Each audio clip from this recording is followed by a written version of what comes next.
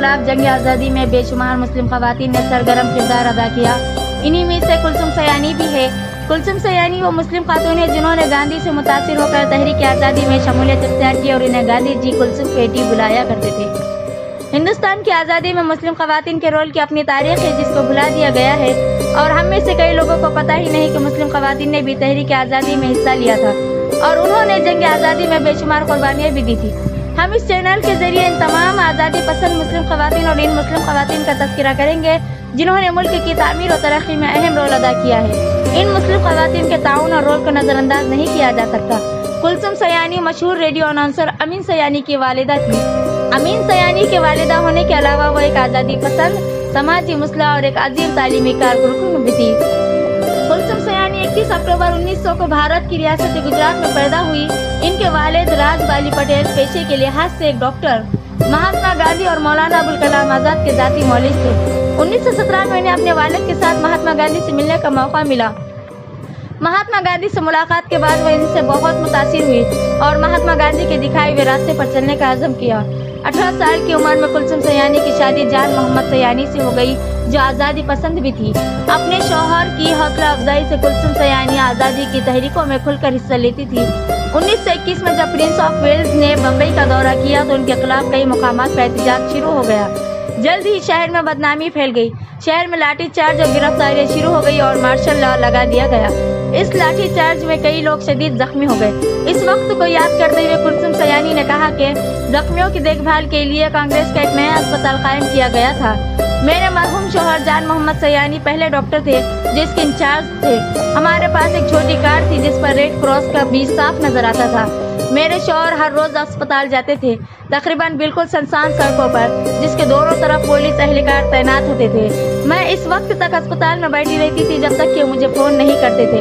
इस वक्त जद्दोजहद आज़ादी के साथ साथ माशरे में फैली बुराई और नाखवानदगी को खत्म करने के लिए भी बहुत से प्रोग्राम चल रहे थे। समाजी बुराइयों के बारे में बेदारी पैदा करने के लिए जन जागरण प्रोग्राम शुरू किए गए।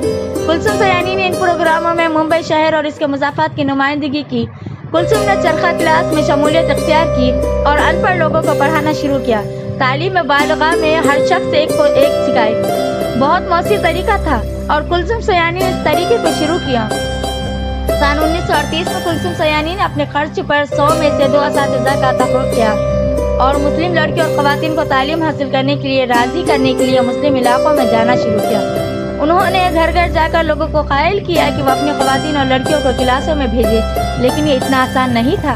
कुलसुम सयानी के मुताबिक कई बार लोग इनके चेहरे पर दरवाज़ा बंद कर लेते थे और कहते थे कि औरतें पढ़ना क्यों सीखें। ऐसे मुश्किल हालात में भी कुलसुम सयानी ने हिम्मत नहीं हारी बल्कि अपनी कोशिशें तेज कर दी। कुलसुम सयानी ने 1938 में ही कांग्रेस की तरफ से कायम की गई पहली नेशनल प्लानिंग कमेटी में शमूलियत इख्तियार की। कुलसुम सयानी को 1939 में बनी Bombay city social education committee ने मुस्लिम ख़वातीन के लिए 50 मराकज़ का चार्ज संभालने की जिम्मेदारी सौंपी। कुलसुम सयानी के काबिल क़यादत में जल्द ही यह तादाद 600 तक पहुँच गई। 1944 में इन्हें ऑल इंडिया वेंस कॉन्फ्रेंस के जनरल सेक्रेटरी भी मुकर्रर किया गया और ख़वातीन को बाइख्तियार बनाने के लिए काम किया।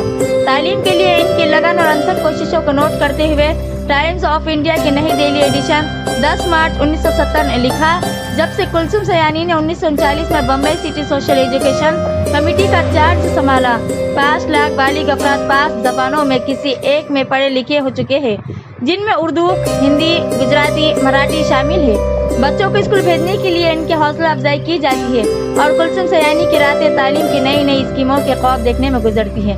1940 में कुलसुम सयानी ने महात्मा गांधी की रहनुमाई में अपने और अपने बेटे अमीन सयानी के साथ मिलकर 2 हफ्तावार मैगजीन रहबर की अशात शुरू की। ये रिसाला हिंदी और उर्दू और गुजराती में शाये होता था। मैगजीन का बुनियादी मकसद नए पढ़े लिखे अफराद को सादा हिंदुस्तानी ज़बान हिंदी और उर्दू में तालीम देना था। 16 जून 1945 को लिखे गए खत में गांधी जी ने कुलसुम सयानी को बेटी कुलसुम कहकर मुखातिब किया और लिखा, मुझे हिंदी और उर्दू को मुत्तहद करने के लिए रहबर कमीशन पसंद है। ये कामयाब हो। रहबर मैगजीन जेलों में सियासी कैदों में बहुत मकबूल था। वो इसे बुलंद आवाज से पढ़ते थे और अपनी ज़बानों को बेहतर बनाते थे। गांधी जी ने खत में मजीद लिखा कि आपके अजीम और ठोस काम पर मेरी दिली मुबारकबाद। یہ ایک شاندار کام ہے اور آپ اس کی سرگرمیوں کو 100 گنا بڑھانے کے لیے لمبی عمر پا سکتی ہے اور آپ کے اس عظیم کام کو ہر بڑے شہر میں سینکڑوں دوسرے لوگ بھی عمل میں لائیں گے۔ اگر ہر شہر کے آدھا درجن افراد بھی آپ کے خطوط پر کام کریں گے تو بہت سے لوگ پڑھ لکھ جائیں گے۔ کلثوم سیانی کے بطور سماجی کارکن شہرت نے انہیں کئی بین الاقوامی پلیٹ فارمز پر ہندوستان کی نمائندگی کرنے کا موقع فراہم کیا۔ 1953 میں پیرس میں یونیسکو کی کانفرنس میں کلثوم سیانی نے کئی ممالک کے نمائندوں سے ملاقات کی اور تبادلہ خیال کیا۔ کلثوم سیانی کو ان کے منفرد کام اور شراکت کے لیے 1960 میں ہندوستان کا شہری اعزام پدم شری اور 1969 میں نہرو لٹریچر ایوارڈ سے بھی نوازا گیا۔ کلثوم سیانی کا انتقال 27 مئی 1987 میں ہوا۔ ایک مضبوط قوت ارادی والی خاتون جس نے اپنی زندگی تعلیم اور معاشرے کی ترقی کے لیے وقف کر دی، اس دنیا کو الوداع کہا اور اپنے پیچھے معاشرے کے لیے کچھ کرنے اور معاشرے میں تبدیلی لانے کا جذبہ چھوڑ گئی۔